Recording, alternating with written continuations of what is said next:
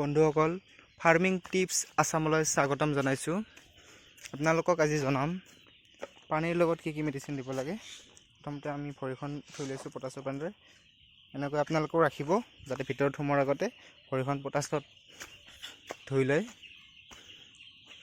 আমি আপোনালোকক ফাৰ্মখন দেখুৱাইছো আৰু লগতে আজি দেখাম যে পানীৰ লগত কি কি মেডিচিন দিয়া হয়, কেতিয়া কি দিব লাগে। ফাৰ্মখন চাওকচোন। বৰ্তমান ইহঁতৰ বয়স বৰ্তমান আজি 4 দিন। আপোনালোকে এইটো ভিডিঅ'ত ভ্যাকচিন কেনেকৈ দিব লাগে, কেতিয়া কি ভ্যাকচিন দিব লাগে এইবোৰত পাব। আপোনালোকে চেনেলটো চাই থাকিব। ভিডিঅ'বিলাক দিওঁতে অলপ পলম হয় কাৰণ সময় নাথাকে ন। প্ৰথমে কেইদিনটো আমাৰ হাতত সময় একেবাৰে নাথাকে। ভিডিঅ'বোৰ আছে, ৰেকৰ্ড হৈ আছে, কিন্তু আমি আপলোড কৰিব সময় পোৱা নাই। ভ্যাকচিন কেনেকৈ দিব লাগে, ফাৰ্ষ্ট ডে ভ্যাকচিন এইবোৰো আপোনালোকে দেখিব পাব, কিন্তু আমি আপলোড কৰিবলৈ সময় পোৱা নাই। গতিকে পানীৰ লগত কি কি দানা কি কি মেডিচিন দিয়া যায় আপোনালোকক দেখাই আছোঁ। এয়া চাওক, বৰ্তমান পোৱালিবিলাক দানা পানী খাই আছে, ধুনীয়াকৈ খাই লৈ শুই আছে। বুজিছে নহয়? চাওক কি খবৰ ক'ব নোৱাৰে বাৰু, মই এনেই ধেমালি কৰিছোঁ। আহক চাওঁ, আহক পানীৰ লগত কি কি মেডিচিন দিব লাগে আপোনালোকক দেখাম। প্ৰথম দিনাৰ পৰা 3 দিনলৈকে পানীত কিমান পৰিমাণৰ কি মেডিচিন প্ৰয়োগ কৰিব লাগে আপোনালোকক দেখাই আছোঁ। এটা চাওক, পাৰ্ট এ। এইটো বাৰু বৰ্তমানে ব্যৱহাৰ কৰা নাই, এইটোৰ কথা আমি পিছত পাতিম।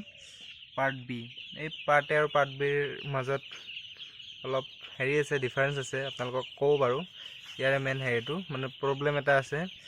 পাৰ্ট এ আৰু পাৰ্ট বি যদি আমি একেলগে মিক্স কৰোঁ ন, তেনেহ'লে জুই উঠি যাব। ঠিক আছে, তেনেকুৱা ভুল নকৰিব আপোনালোকে। পাৰ্ট এ আপোনালোকে দিব, আপোনালোকক ধুনীয়াকৈ দেখাই আছোঁ। পাৰ্ট এ আপোনালোকে ইয়াত মই ধুনীয়াকৈ লিখি দিছোঁ। পাৰ্ট এটো আপোনালোকে 32 ml দিব, তাৰপিছত ৱাটাৰ দিব। ঠিক আছে, 36 ml। পাৰ্ট এৰ পিছতে পাৰ্ট বিটো নিদিব, পানী দিয়াৰ পিছতেহে আপোনালোকে পাৰ্ট বিটো দিব।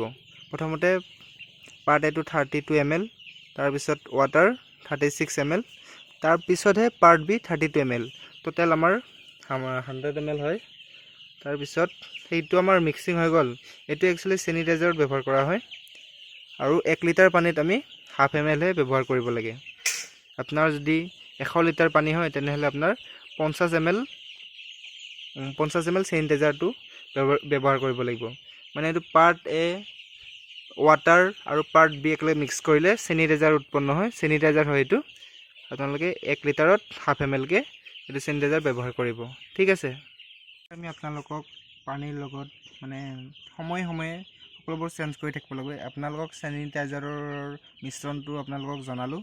এতিয়া আমি পানীৰ লগত মানে ভিটামিন প্ৰটিন যি থাকে আপোনালোকক দেখাই আছোঁ। ক'ত কিমান কেতিয়া ব্যৱহাৰ কৰিব লাগে আপোনালোকক দেখাই আছোঁ। আহক, এইটো চাওক, ফাৰ্ষ্ট ডেৰ পৰা 3 দিনলৈকে, মানে প্ৰথম দিনৰ পৰা 3টো দিনলৈকে চাওক। অষ্টভেটটো আপোনালোকে দেখিছে, এইটো অষ্টভেটত একেলগে আমি ফিমাৰেল, এইটো ফিমাৰেল দেখিছে, এইটো ফিমাৰেলটো মিক্স কৰিব লাগে। এইটো লিখা আছে অষ্টভেট 1 লিটাৰ কে জাৰ মে 60 ml ফিমাৰেল মিলাও। ঠিক আছে, এইটো আপোনালোক ইয়াতে দেখাইছে। এইটো আমি মিক্স কৰি দিছোঁ ইয়াতে, গতিকে আমি ইয়াতে ডাইৰেক্ট অষ্টভেট বুলি লিখি দিছোঁ। চাওক, অষ্টভেট 25 লিটাৰ পানীত 100 ml দিব লাগে, ৰাতিপুৱা 7 বজাৰ পৰা 10 বজাত এইখিনি। তাৰপিছত VMAটো আপোনালোকক দেখাই আছোঁ বাৰু। আপোনালোকে অষ্টভেটটো মনত ৰাখিব, 25 লিটাৰ পানীত 100 ml দিব, 7টাৰ পৰা 10টাত, মানে ৰাতিপুৱা সময়। ঠিক আছে, VMAটো আপোনাৰ 25 লিটাৰ পানীত 100 গ্ৰাম, এইটো